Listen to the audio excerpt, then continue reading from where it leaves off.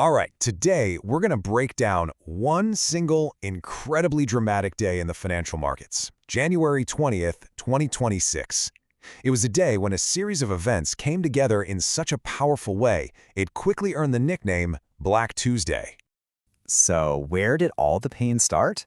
Well, you can look right at the tech sector. The Nasdaq Composite just plunged, dropping nearly 2.4%. That was its worst single-day drop in 3 whole months. In just a few hours, it managed to wipe out every single gain it had made for the entire year. Just gone. Talk about a shock to the system. But here's the thing. This wasn't just a tech problem. Not at all. It was what traders call a triple week day.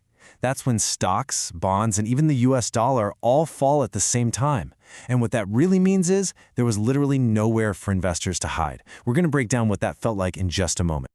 To really get what happened that day, you have to imagine two colossal and totally separate storms merging right over Wall Street at the exact same time. That's what created this perfect storm for investors. Okay, let's dive into exactly what those two storms were. You see, the chaos that day wasn't caused by just one thing. Nope, it was driven by two distinct, really powerful forces that just slammed into the market simultaneously.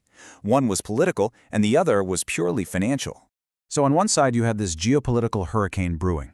President Trump brought back all those trade war fears, threatening 8 European nations with tariffs. We're talking a staggering 200% on French wine, all because of a dispute over purchasing Greenland. And this wasn't just talk. It spooked a major Danish pension fund so much, they announced they were selling all of their U.S. Treasury bonds. At the exact same time, you've got this financial tsunami building in Japan. Their government made some new spending promises that freaked out investors, causing a meltdown in their bond market. Their long-term interest rates shot past 4%, and that sent a shockwave of higher borrowing costs all around the globe. So, when these two storms hit at the same time, well, the impact was immediate and it was devastating.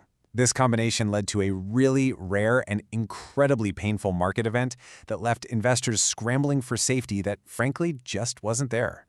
And the damage was just everywhere. The S&P 500 dropped over 2%, breaking below that really key psychological level of 6,800. We already talked about the Nasdaq's brutal day wiping out the whole year's gains, and of course the Dow Jones didn't escape either, falling almost 1.8%. In this is the crucial point. This is what made the day so incredibly painful. It was a triple week day. The stock market fell hard, sure, but so did government bonds, the very thing that's supposed to be your safe haven when stocks fall. And then, just to add insult to injury, the US dollar, another classic safe spot, lost ground too. There was truly nowhere to run. Now this slide tells a fascinating story within all that chaos. You can see how that global spike in interest rates just absolutely crushed the high-flying tech sector. They're super sensitive to borrowing costs. But look over at energy. It was the day's only real bright spot. Why? A massive 26% spike in natural gas prices, thanks to a huge cold snap hitting the US. And that shockwave just rippled through every single corner of the financial world. The sell-off in U.S. bonds pushed the 10-year Treasury yield all the way up to 4.29%. A real sell America feeling started to spread, knocking the U.S. dollar down. And as investors just fled from anything that looked risky, even the crypto markets took a big hit, with Bitcoin and Ethereum dropping between 4 and 7%. Okay, so let's shift gears and look at how the experts were trying to make sense of this chaos. Because in moments like these, you're looking for guidance, right? Well, what we got were two completely different stories. Coming out of Washington, the official government line was pretty simple. Everybody just calm down. Treasury Secretary Scott Bessent basically dismissed the whole thing as an overblown panic, comparing it to some past hysteria and telling people to just sit back and watch. But then, from the world of high finance, you get a much, much darker interpretation. Legendary investor Ray Dalio warned that this wasn't just some trade disagreement, he called it a deeper capital war. He was basically saying U.S. assets were in trouble, and he told investors to run to the physical safety of gold, recommending a pretty significant 5 to 15% of their portfolio. This huge split in opinion wasn't just talk. It really highlighted two very different and very clear potential strategies for investors who are trying to figure out what on earth to do next. So investors were left with this really stark choice. Path 1. You bet on the America First agenda. You lean into the political wins and you focus on domestic companies. Or Path 2.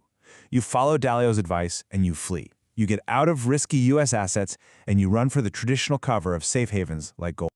And this really gets to the heart of the strategic problem. The aggressive path meant you were betting on specific U.S. companies in sectors like semiconductors and energy. The defensive path meant you were betting against that whole idea, running to the safety of things like gold. And as you can see, each path came with its own major risk. And you could see this divergence playing out in real time with individual stocks. Intel, kind of a poster child for that America First idea, actually went up 3.4% against the tide. EQT Corp soared on that natural gas spike. But on the other side, a tech giant like Nvidia got hammered by rising rates, and a bellwether like 3M fell 7% because of weak guidance. It was this crazy mix of a few clear winners and a whole lot of losers. Okay, so the market is in turmoil. The experts are split. How do we actually measure the fear level out there, and where's everybody looking to for the next big clue? Well, to measure fear, we look to the VIX index. You can just think of it as the market's fear gauge. When the VIX goes up, it means traders are betting on bigger market swings, and that uncertainty is on the rise. And on this particular day, the VIX told a very, very clear story. It surged over 10% to close at 20.77. That was its highest level in months. This wasn't just a minor blip. This was a signal that investors were seriously bracing for a period of significant risk and turbulence ahead. And that leaves us with this final, crucial question.